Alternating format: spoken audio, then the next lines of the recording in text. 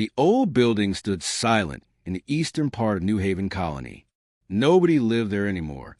The metal walls were broken and rusty. The windows were dark and empty. But someone did live there, hiding in the shadows where no one wanted to look. Her name was Hannah, and she was alone. She moved quietly through the abandoned sector, her silver scales catching the dim light from the distant stars. Her eyes glowed softly in the darkness as she searched for anything useful. A piece of fabric here, some old food containers there, maybe some medical supplies if she was lucky. Hannah was 17 years old, but she felt much older. She was the last of her kind in this colony, the last Draconian. Her people were almost all gone now, killed during the wars 20 years ago. She had watched her family die when she was just a small child. The humans had done it, the humans with their guns and their hate and their fear. Now she lived like a ghost in their colony, taking what she needed to survive and staying far away from them. The humans thought she was a monster. They told stories about her to scare their children. They said she ate people. They said she was dangerous. They hunted her with their security drones and their weapons. But Hannah just wanted to be left alone. She climbed through a broken window into an old storage building. Her claws made small scratching sounds on the metal. Inside, she found some containers that might have supplies. She opened them carefully, her hands shaking slightly. One had old blankets. Another had some canned food that was still good. The third one had what she really needed, medical supplies. Hannah took the bandages and medicine and put them in her bag. Her shoulder hurt badly. A security drone had shot at her 2 days ago, and the wound was getting worse. She needed to clean it before infection set in. As she worked, she thought about her life before. When she was little, her mother used to sing to her. Her father would tell her stories about the stars and the world beyond. Her older brother would play games with her and teach her how to climb. They were happy once. They had a home, but that was before the first contact wars, before everything burned. Hannah shook her head. Thinking about the past only made the pain worse. She focused on the present, on surviving one more day, one more night. That was all she could do. Far across the colony, in the main residential area, Jinho was putting his daughter to bed. Nari was 5 years old, with bright eyes and a smile that reminded him so much of her mother. "Daddy, tell me a story," Nari said, hugging her stuffed animal. Jinho sat on the edge of her bed and smiled, even though he was exhausted. He had worked a double shift again at the power plant. His back hurt and his eyes were heavy. But Nari needed him. She was all he had left since Minji died. "What kind of story do you want?" he asked.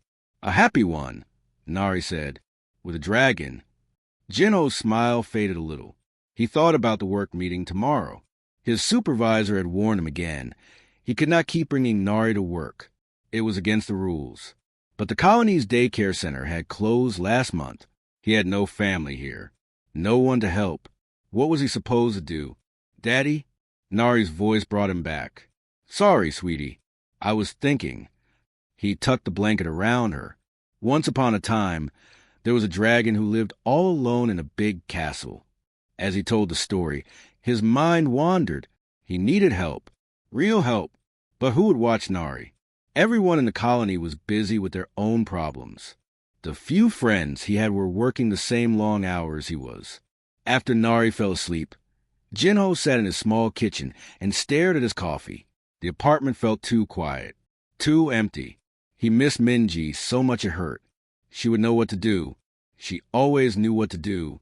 The next evening, Jinho decided to take a shortcut home through the abandoned eastern sector. It was faster, and he was already late to pick up Nari from his neighbor, who was watching her. The neighbor had been kind, but Jinho knew he could not keep asking for favors. The abandoned buildings looked scary in the growing darkness. Jinho walked quickly, his footsteps echoing off the metal walls. He was almost through when he heard a sound. Something moving, something trying to be quiet, but not quite succeeding. He stopped and looked around. There, near a damaged transport container, he saw her, the dragon girl. She was crouched by the container, pulling out medical supplies with desperate hands. Her hood had fallen back, and Jinho could see her face clearly. She had silver scales that ran along her jaw and down her neck. Her eyes glowed faintly, like a cat's eyes in the dark. She looked young and scared and in pain. Their eyes met. Hannah froze. Her hand moved to the knife hidden in her belt. This human had seen her. He would call security. She would have to run again, maybe fight. She tensed, ready to defend herself. But the human did not run. He did not scream. He did not reach for a weapon or a communicator. Instead, he looked at her shoulder, where blood was soaking through her shirt. He saw the medical supplies in her hands. And slowly, very slowly, he reached into his own bag. Hannah's grip tightened on her knife. What was he doing? Jinho pulled out a small first aid kit, the one he always carried for emergencies at work. He held it up so she could see it. Then he took a few steps forward and carefully placed it on the ground between them. He stepped back, his hands raised to show he meant no harm. "You need proper bandages," he said quietly. "Those old ones might be expired." Hannah stared at him. Her heart was beating fast. This did not make sense. Humans did not help her. Humans hated her. They hunted her. They wanted her dead or gone. Why was this one being kind? It had to be a trick, a trap. But the pain in her shoulder was getting worse, and the supplies he offered were better than what she had found. She moved forward quickly, grabbed the first aid kit, and then backed away. She watched him carefully, waiting for him to attack or call for help. He did neither. He just stood there, looking at her with sad, tired eyes. "Be careful out here," he said. "The security patrols have increased." Then he turned and walked away, leaving her alone in the darkness. Hannah stood there for a long time after he left, holding the first aid kit and trying to understand what had just happened. One human had shown her kindness. Just one. It probably meant nothing. It changed nothing. But that night, as she cleaned her wound with the supplies he had given her, she could not stop thinking about his face, about the sadness in his eyes. He looked like someone who understood what it meant to be alone. When Jinho got home that night, he held Nari extra tight as he put her to bed. She asked him why he looked so serious. "I met someone today," he told her. "Someone who is lost and alone. Can we help them?" Nari asked, because that was the kind of child she was, always wanting to help. Jinho kissed her forehead. "I don't know, baby. I don't know." But as he lay in bed that night, unable to sleep, a strange thought kept coming back to him. The dragon girl had looked so young, so afraid, and yet she had not attacked him, even though she could have, even though she had every reason to hate all humans. He thought about his situation, about Nari, about how desperate he was for help, and a crazy, impossible idea started to form in his mind. An idea so strange that he almost laughed at himself for thinking it. But the idea would not go away. It stayed with him through the night, growing stronger with each passing hour, until he finally had to admit that maybe, just maybe, he was actually considering it. The dragon girl needed help. He needed help. Could two desperate people possibly help each other? Even when everything in their history said they should be enemies, Jinho did not know the answer. But he knew one thing for certain. He was running out of options. And sometimes, when you had nothing left to lose, the craziest ideas started to make sense. The next week was horrible for Jinho. His supervisor called him into the office on Monday morning. The man's face was red with anger.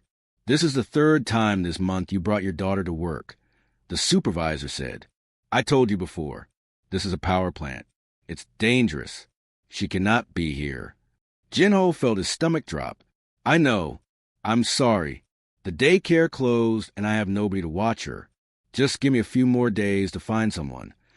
"You have until Friday," the supervisor said. "If you bring her again after that, you're fired."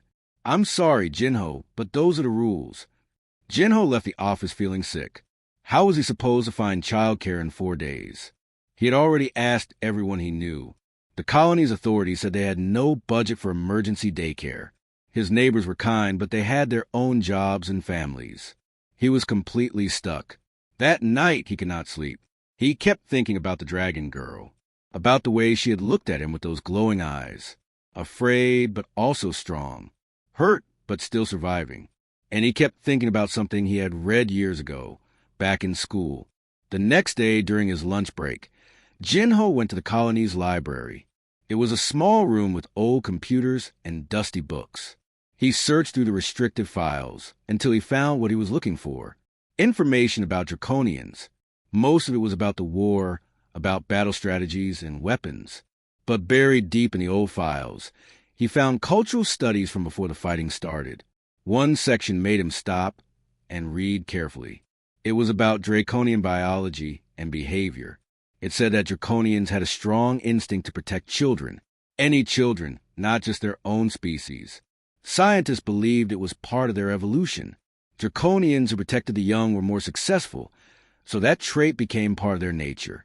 They formed deep bonds with those they protected, bonds that lasted for life. Jinho sat back in his chair and thought hard. If this was true, then maybe the dragon girl still had that instinct. Maybe despite everything that happened to her, despite all the hate and fear, that part of her was still there. It was a crazy idea. Absolutely insane. Ask a Draconian to watch his daughter? Everyone would think he had lost his mind. But what choice did he have? He was out of options. And something about the way the dragon girl had looked at him that night made him think that maybe, just maybe, she was tired of being alone. For the next 3 nights, Jinho returned to the abandoned sector. Each time, he brought food and supplies. He left them in places where he thought she might find them. Fresh bread, clean water, more medical supplies, a warm blanket. He never saw her, but each morning the items were gone. On the 4th night, she was waiting for him. Hannah stepped out of the shadows, her eyes glowing in the darkness. She held a metal pipe in her hand like a weapon. Her voice was rough, like she did not use it much. "What do you want?" she asked. "Why do you keep coming here?" Jinho's heart was beating fast, but he kept his voice calm. "I need to talk to you." "About what?" She moved closer, suspicious. "Is this a trap? Are security forces waiting nearby?" "No trap," Jinho said. He slowly reached into his bag and pulled out a small photo. He held it up so she could see. It was a picture of Nari, smiling and holding her stuffed animal. "This is my daughter. Her name is Nari. She's 5 years old." Hannah stared at the photo but said nothing. Jinho took a deep breath. "I'm alone. My wife died 2 years ago. I work at the power plant to provide for my daughter, but the daycare closed. I have nobody to watch her. If I bring her to work again, I'll lose my job. If I lose my job, I can't feed her or keep our home." "That's not my problem," Hannah said, but her voice was less harsh. "I know," Jinho said, "but I'm asking anyway. I need someone to watch over my daughter while I work, just during the day. In exchange, I'll give you food, supplies, a safe place to stay, and protection from the authorities. I have some connections. I can keep them away from you." Hannah's eyes widened. Then she laughed, but it was an angry sound. "You want me to watch your human child? Are you insane?" "Probably," Jinho admitted. "Why would I help a human?" Hannah's voice rose. "Humans killed my family. Humans destroyed my world. Humans hunt me like an animal. And you think I would protect one of your children?" She moved toward him, her claws extending. Jinho could see the rage in her eyes, years and years of pain and hate. He should run. He should defend himself. But he didn't either. "Because I think you're tired of being alone," he said quietly. "And I think you still remember what it means to protect someone." The words hit Hannah like a physical blow. She stopped moving. Her claws retracted slightly. For a moment, she just stared at him, and Jinho could see something break in her expression. Pain, longing, fear. Then she turned and disappeared into darkness without another word. Jinho stood there for a long time, not sure if he'd just made the biggest mistake of his life. 2 days passed. Nothing happened. Jinho heard nothing from the dragon girl. Friday came, and he had to make a choice. He called in sick to work, using one of his last sick days. He knew he could not keep doing this. On Saturday, he would have to face the truth. He would have to bring Nari to work and probably lose his job. But on Saturday morning, when Jinho opened his front door to leave for work, He found something on his doorstep. It was a small wooden figure, carved in the shape of a dragon. The work was beautiful and detailed. It must have taken hours to make. Jinho picked it up carefully. His hands were shaking. He had read about this in the library. It was a draconian tradition. A carved figure like this meant, "I will consider your words." That evening, just as the sun was setting, there was a quiet knock on Jinho's back door. He opened it slowly. Hannah stood there, her hood covering most of her face. She looked ready to run at any second. "1 week," she said, her voice barely above a whisper. "I'll try this for 1 week. But I need to know something first." "What?" Jinho asked. "If your daughter is afraid of me, I leave. If this is a trap, I leave. If anyone tries to capture me, I disappear forever. Do you understand?" "I understand," Jinho said. "Where would we meet?" Hannah asked. Jinho had already thought about this. "There's an old maintenance building on the edge of the colony. Section 7. It's registered under my name for storage. Nobody goes there. It has power and water. I can bring supplies to make it comfortable." Hannah nodded slowly. "What time?" "I need to be at work by 8 in the morning. I finish at 6 in the evening." "Fine." Hannah turned to leave, then stopped. "Does she know about me? Your daughter?" "Not yet," Jinho admitted. "I thought it would be better if you met her first. Let her see you before I explained." Hannah was quiet for a moment. Children are honest. "If she's afraid, I'll know immediately." "She won't be afraid," Jinho said, though he was not completely sure. "Nari is special. She sees good in everyone." "We'll find out Monday morning," Hannah said. Then she disappeared into the shadows. Jinho closed the door and leaned against it. His heart was racing. What had he just done? He was trusting a draconian with his daughter. A draconian who had every reason to hate humans. If this went wrong, if Hannah hurt Nari or the authorities found out, he would lose everything. But if it went right, if somehow this impossible arrangement worked, then maybe both he and Hannah could have a chance at something better. He could keep his job. She could have safety and food. And Nari would have someone to watch over her. On Sunday, Jinho prepared the maintenance building. He brought a comfortable chair, some blankets, books and toys for Nari, and supplies for Hannah. He made sure the door could lock from the inside, so Hannah would feel safe. He stocked a small refrigerator with food and water. That night, he sat Nari down and tried to explain. "Tomorrow, you're going to meet a new friend," he said. "Someone who will stay with you while I'm at work." "Is she nice?" Nari asked. "I think so," Jinho said. "But she looks different from most people. She has scales and claws. Some people are afraid of her, but I don't think you need to be." Nari's eyes got wide. "Is she a dragon?" Jinho smiled a little. "Something like that." "Cool," Nari said, excited. "I've always wanted to meet a dragon." Jinho hugged his daughter tight, hoping her innocent excitement would not turn to fear when she actually saw Hannah. Everything depended on tomorrow morning.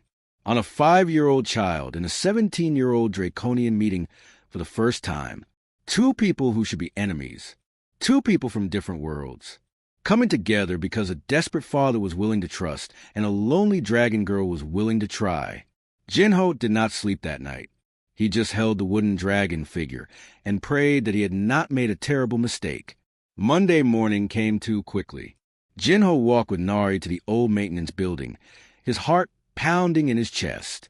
Nari skipped beside him, excited and curious. She had no idea how important this moment was. When they reached the building, Hannah was already there, standing in the corner like a shadow. Her hood was up, hiding most of her face. Jinho could see her hands shaking slightly.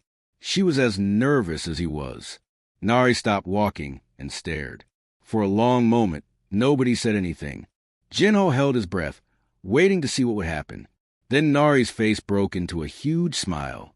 She let go of her father's hand and walked closer to Hannah.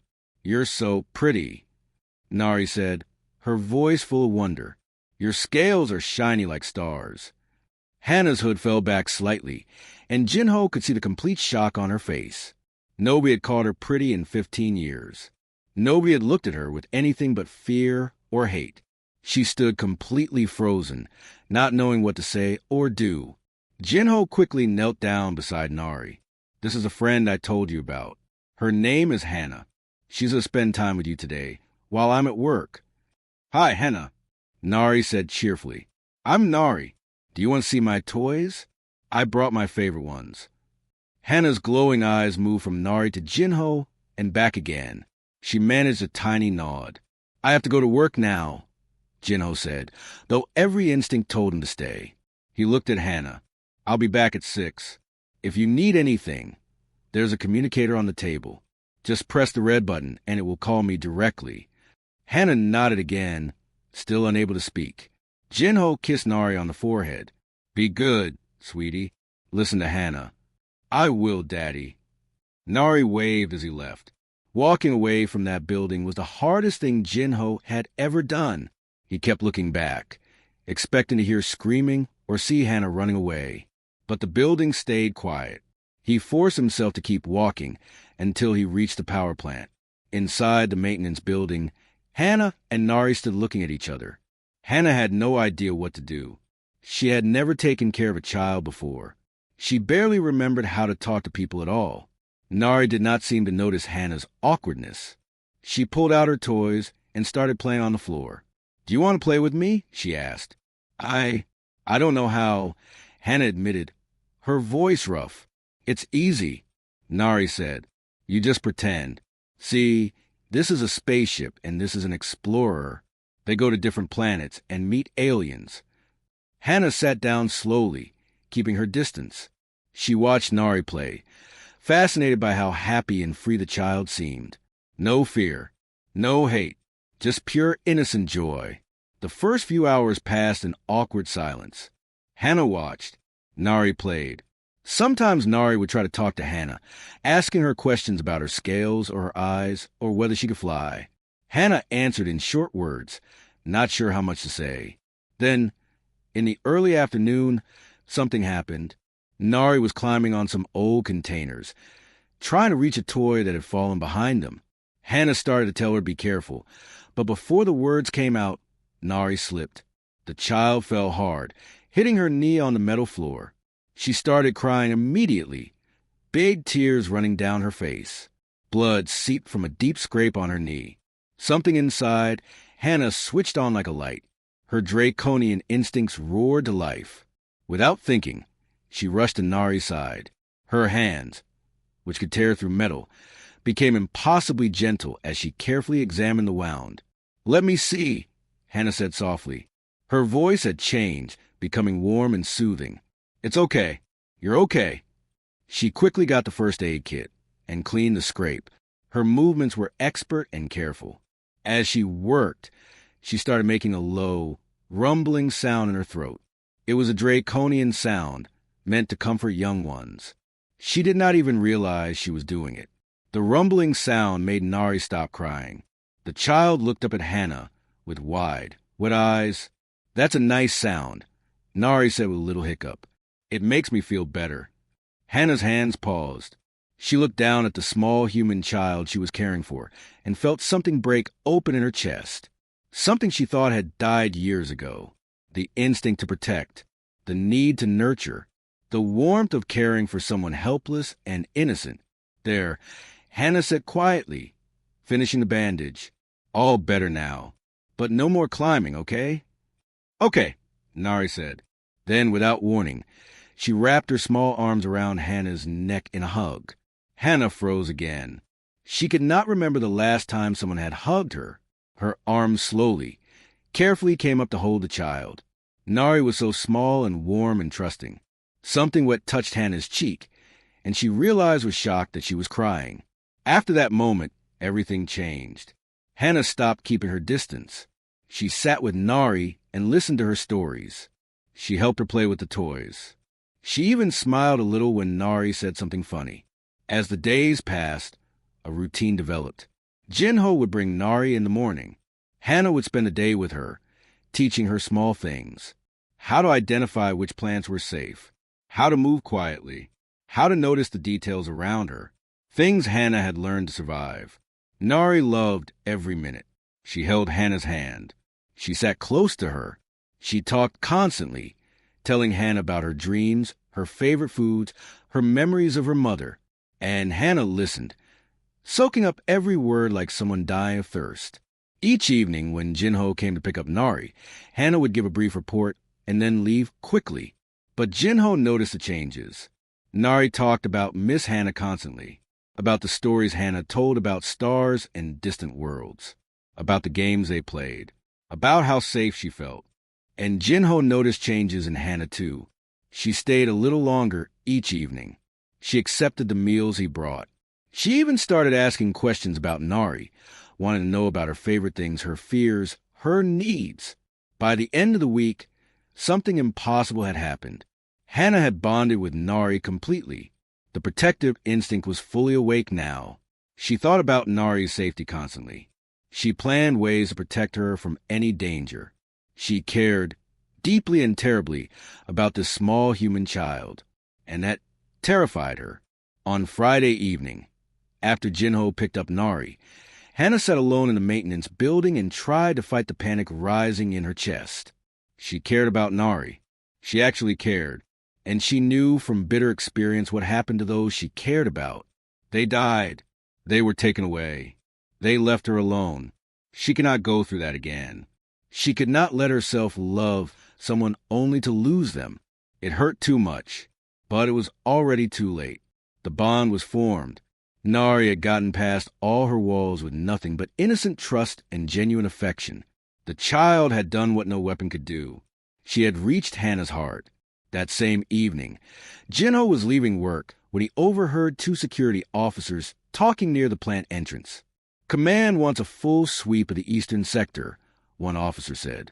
Someone reported seeing that dragon creature near the residential areas. "About time," the other officer replied. "That thing has been a threat for too long. We're going in hard next week. Orders are to capture or eliminate." Jinho's blood turned to ice. He walked quickly to his transport, his mind racing. They were going to hunt Hannah. Next week, maybe in just a few days. And if they found her, they would either lock her up or kill her. He had to warn her. Jinho drove straight to the maintenance building, not even stopping at home first. When he arrived, Hannah was still there, sitting in the dark and thinking. "Hannah," he said urgently, "we have a problem." She looked up, immediately alert. "What is it?" "Security is planning a sweep of the eastern sector. Next week. They're looking for you. Someone saw you near residential areas." Hannah stood up slowly. Her face showed no emotion, but Jinho could see the fear in her eyes. "I see," she said quietly. "You need to hide," Jinho said, "or we need to figure out something else. Maybe I can talk to someone, find a way to—" "Will Nari be safe?" Hannah interrupted. The question surprised Jinho. "What?" "If they're hunting me, if they find me near her, will Nari be safe? Will they hurt her because she was with me?" Jinho's throat tightened. Hannah's first thought was not for herself. It was for Nari. "No," he said. "They won't hurt her. She's human. She's just a child." Hannah nodded slowly. "Good. Then I need to leave. Tonight." "What?" "No. We can figure something out." "There's nothing to figure out," Hannah said. Her voice was calm but sad. "This arrangement was always temporary. I knew that. It's better this way. Better for everyone." "Nari will be heartbroken," Jinho said. Hannah closed her eyes. "I know. Tell her I'm sorry. Tell her she's a wonderful child and that watching her this week was the happiest I've been in years." "Hannah!" "I leave before the week's end," Hannah said firmly. "Before they come looking. It's the only way to keep everyone safe." Jinho wanted to argue, to find another solution, but he could see the determination in Hannah's face. She had already decided. She was going to disappear, protect Nari from any danger associated with her, and there was nothing he could say to change her mind. The next morning, Nari knew something was wrong the moment she saw Hannah. Children always know. They can feel things that adults try to hide. "Are you sad, Miss Hannah?" Nari asked, holding her stuffed animal close. Hannah tried to smile, but it did not reach her eyes. "I'm fine, little one." But she was not fine. Every moment with Nari felt precious now, because Hannah knew these would be their last days together. She had decided to leave tomorrow night. One more day. That was all she would allow herself. Nari stayed close to Hannah all morning, unusually quiet. At lunchtime, while they were eating, the child suddenly asked, "Are you going away?" Hannah's hand stopped halfway to her mouth. She looked at Nari's big, worried eyes and could not lie. "Yes," she said softly. "Soon." Nari's face crumpled. Tears filled her eyes. "No, you can't leave. You're my best friend." The words broke something inside Hannah. She pulled Nari into her arms, holding the crying child against her chest. "I'm sorry," she whispered. "I'm so sorry. But I have to go. It's to keep you safe. I don't want to be safe without you." Nari sobbed. "Please don't go. Please." Hannah closed her eyes, tears running down her own cheeks. She had never felt pain like this, not even when her family died, because this time she was the one choosing to leave. She was breaking her own heart and Nari's too. Meanwhile, Jinho had not slept all night. He sat at his kitchen table, surrounded by old books and computer files. He was searching for something, anything that could help, and just before dawn, he found it. Deep in the colony's founding charter, there was an old law. Any resident could petition for another person's citizenship if they could prove that person contributed to the colony's welfare and was not a threat. It was rarely used, almost forgotten, but it was still valid. Jinho's hands shook as he read the requirements. He would need evidence, testimonials, proof that Hannah deserved protection under colony law.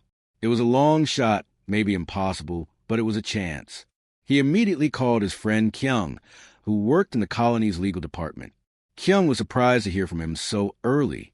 "Jinho? It's 6 a.m. What's wrong?" "I need your help," Jinho said. "I need to file a citizenship petition. Today." "A citizenship petition? For who?" Jinho took a deep breath. "For a Draconian." There was a long silence on the other end. "You're joking." "I'm not." "Please, Kyung. I'll explain everything, but I need your help. Can you meet me in an hour?" Kyung sighed. "This better be good. I'll meet you at my office." 1 hour later, Jinho sat in Kyung's small office and told him everything. About Hannah, about Nari, about the arrangement they had made, about how Hannah had cared for his daughter with gentleness and dedication, about the security sweep that was coming. Kyung listened without interrupting. When Jinho finished, his friend rubbed his face with both hands. "Do you understand how crazy this is?" Kyung asked. "A Draconian? People still have nightmares about the war. The council will never approve this." "They have to at least consider it," Jinho said. "The law is clear. I have the right to petition." Having the right and getting approval are two different things, Kyung said, but he could see the desperation in Jinho's eyes. "You really care about her, don't you? This Hannah." "She saved my life," Jinho said quietly. "Not from danger, but from losing everything. She gave Nari safety and care when nobody else would help. And more than that, she's just a kid herself. 17 years old and alone in the world. She deserves a chance." Kyung was quiet for a long moment. Then he pulled up his computer. "Okay, let's see what we can do. We'll need to move fast. If the security sweep is scheduled for this week, we need to file the petition today and request an emergency hearing." They worked for hours, gathering evidence and writing the petition. Jinho provided testimonials about Hannah's care of Nari. Kyung found historical documents about Draconian culture showing they were peaceful before the war. They built the strongest case they could. By early afternoon, the petition was ready. Kyung submitted it to the Colony Council with a request for an emergency hearing. All they could do now was wait. Jinho went straight to the maintenance building. When he arrived, he found Nari asleep on a blanket, her face still wet with tears. Hannah sat nearby, watching over her with sad eyes. She cried herself to sleep. Hannah said quietly, "I told her I was leaving. I should not have. I should have just disappeared. It would have been easier for her." "No," Jinho said. "You did the right thing. She deserved the truth." He sat down across from Hannah. I need to tell you something. I filed a petition today for your citizenship. Hannah's eyes went wide. You did what? There's an old law in the colony charter. I can petition for your citizenship. If approved, you will be protected. You could stay. Legally. That's impossible, Hannah said, her voice rising slightly. They would never prove it. Humans hate me. They want me gone or dead. Maybe, Jinho admitted, but maybe not. The law requires them to at least hold a hearing, to consider the evidence. It's a chance, Hannah. A real chance. A chance to what? Stand in front of the people who hunt me and beg them to let me live. Hannah stood up, pacing. I have survived by hiding, by being invisible. You want me to make myself completely vulnerable.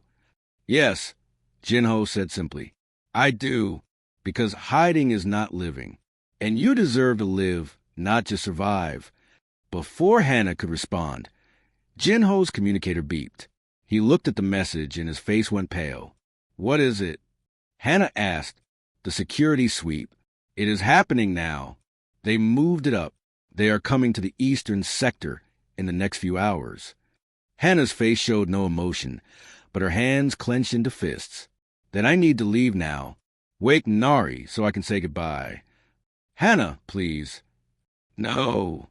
Hannah's voice cracked. This was always going to end this way. I was stupid to think otherwise. I let myself care, and now it hurts. But I will not put Nari in danger. I will not let them find me here with her. She moved to wake Nari, but Jinho stepped in front of her. What if you did not run? What if you stayed and let me help you? Help me how? With your petition? That could take weeks to process. I have hours. The petition includes a request for emergency protection, Jinho said.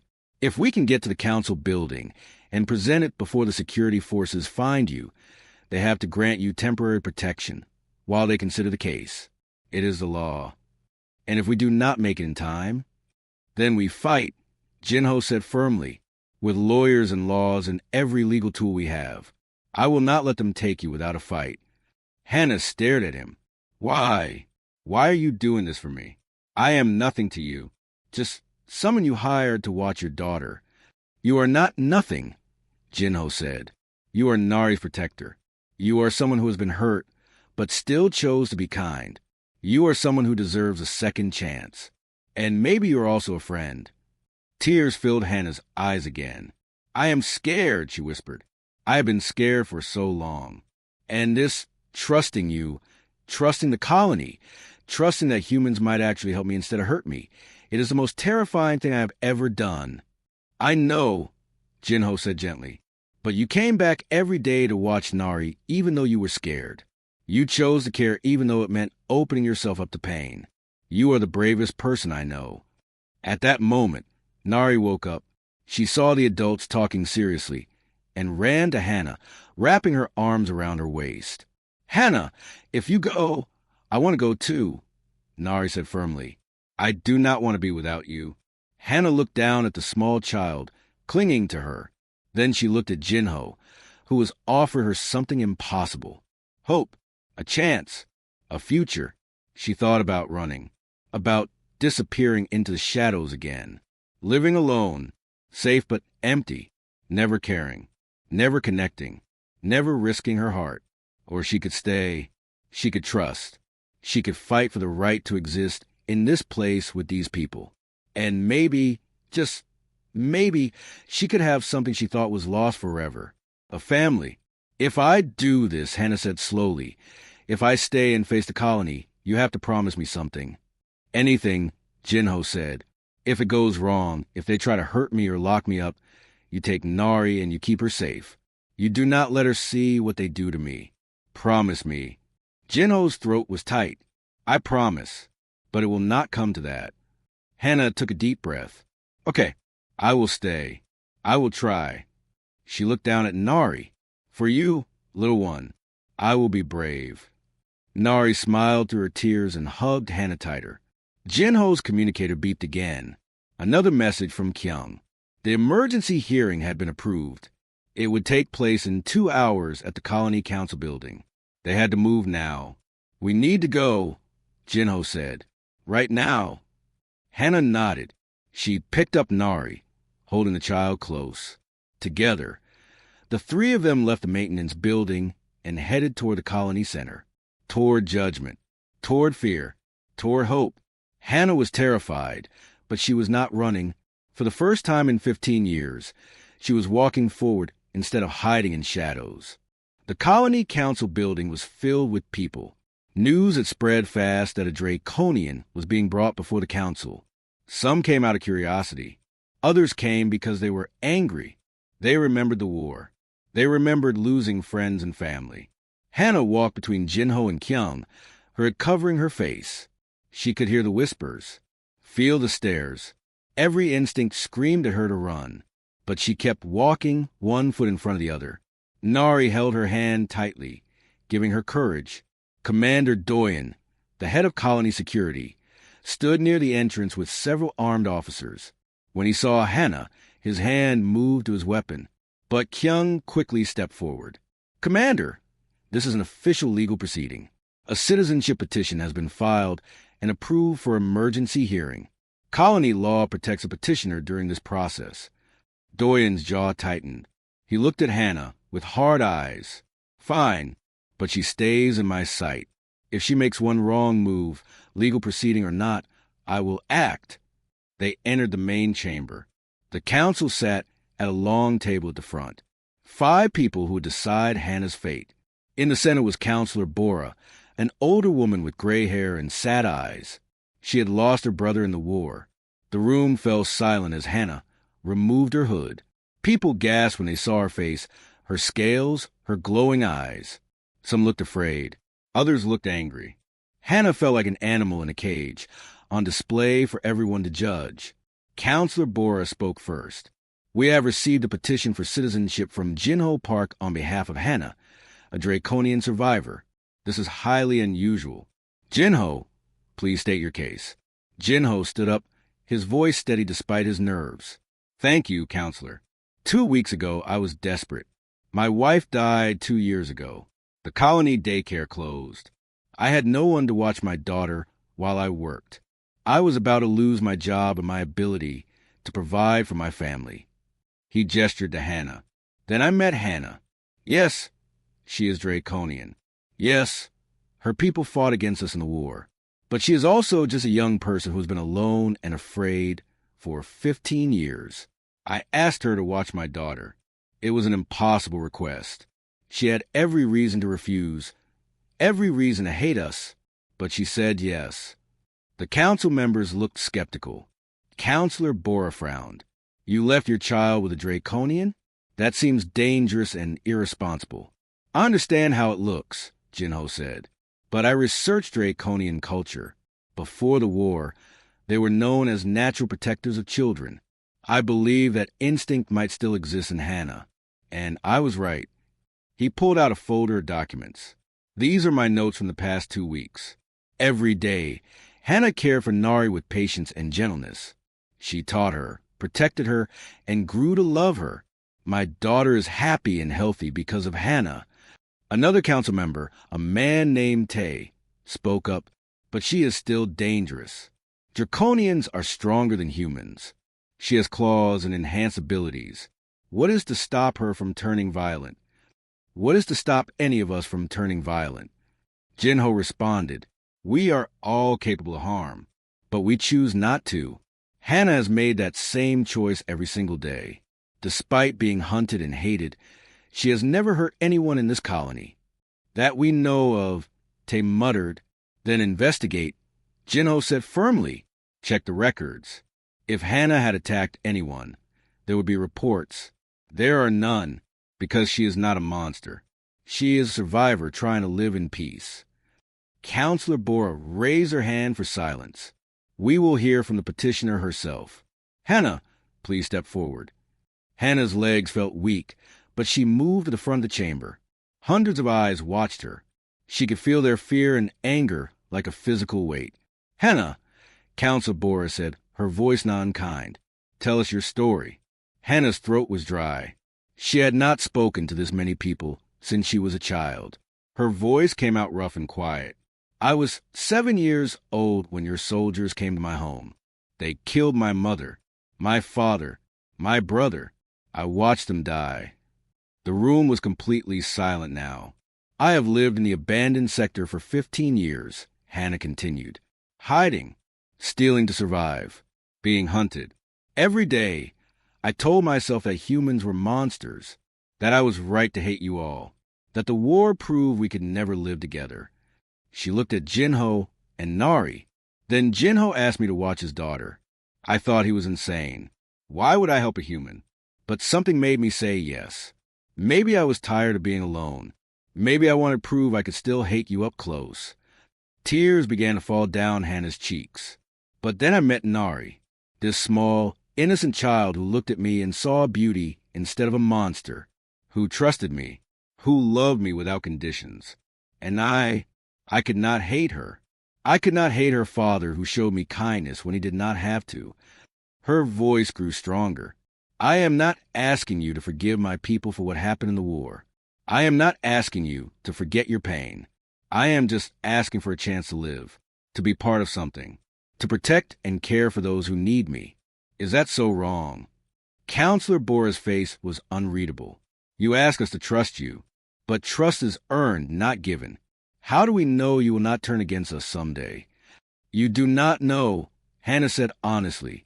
Just like I do not know if you will decide to kill me today instead of helping me. Trust is a risk. It requires courage from both sides. But I am willing to take that risk if you are. At that moment, little Nari broke free from where she had been sitting. She ran to the front and grabbed Hannah's hand. Hannah is good, Nari said loudly, her small voice carrying through the chamber. She takes care of me. She tells me stories. She makes me feel safe. Please do not take her away. Please. The simple honesty of a child's plea seemed to affect the room. Some faces softened. Others looked uncomfortable. Counselor Bora stared at Nari for a long moment, then at Hannah. I lost my brother in the war, Bora said slowly. He was my only family. For years, I have carried that pain and anger. But before he died, he wrote me a letter. He said the saddest thing about the war was not the fighting, but that both sides had forgotten we were fighting living beings with families and dreams. She stood up, her eyes on Hannah. If we do not stop the cycle of hatred, what are we fighting for? What kind of colony are we building if we cannot show mercy to someone who is trying to change? Another council member, a woman named Salmon, nodded. The petition has merit. The evidence shows Hannah has contributed positively to the colony through her care of Jinho's daughter, and she has shown no signs of violence. But Tay shook his head. This sets a dangerous precedent. If we allow one draconian, others might come. We could face another war. Or, Kyung spoke up from the side, we could show that peace is possible, that we are better than our worst moments, that this colony stands for second chances and new beginnings. The council members talked among themselves in low voices. Minutes passed like hours. Hannah held Nari's hand and waited, her heart pounding so hard she thought it might break through her chest. Finally, Counselor Bora called for a vote, all in favor of granting provisional citizenship to Hannah, with conditions of regular check-ins and community service. 3 hands went up, Bora's, Salmon's, and after a long hesitation, a third council member named Inho, all opposed. 2 hands went up, including Tay's. The petition is approved, Bora announced. Hannah will receive provisional citizenship. She must register with Colony Security, undergo monthly evaluations, and contribute 50 hours of community service per month. She will be a full citizen of New Haven, with all the rights and responsibilities that entails. The chamber erupted in noise. Some people cheered. Others shouted in anger. But Hannah heard none of it. She dropped to her knees and pulled Nari into a tight hug, tears streaming down her face. You can stay, Nari said, her voice full of joy. You can stay with us. Jinho knelt beside them, his own eyes wet. Welcome home, Hannah. The following months were not easy. Many colonists did not trust Hannah. She faced cold stares and whispered insults. But she kept her head high and did her work. She continued caring for Nari. She volunteered for rescue operations when mining accidents happened, using her enhanced senses to find trapped workers. She saved 3 miners in her first month, earning grudging respect from some. Slowly, things changed. Children who saw Nari's friendship with Hannah became curious instead of afraid.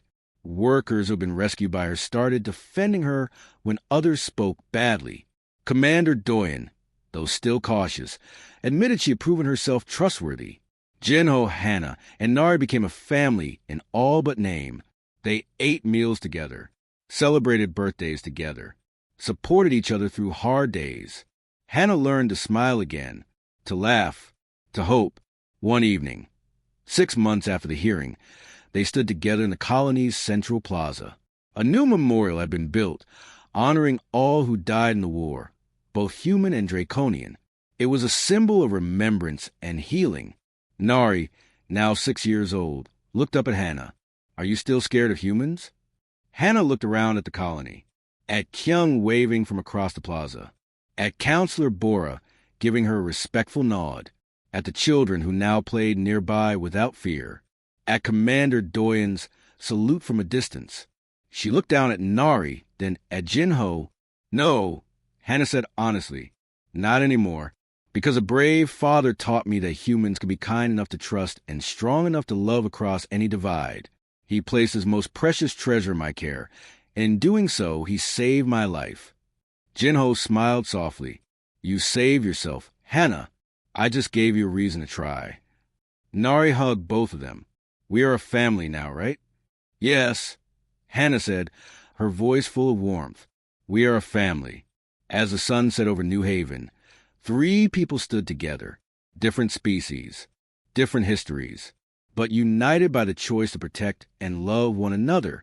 They were proof that fear could be overcome, that trust could be rebuilt, and that family was not defined by blood, but by the courage to care. The dragon girl no longer feared humans, and the humans no longer feared her. Together, they had built something new, something better, a home where everyone belonged.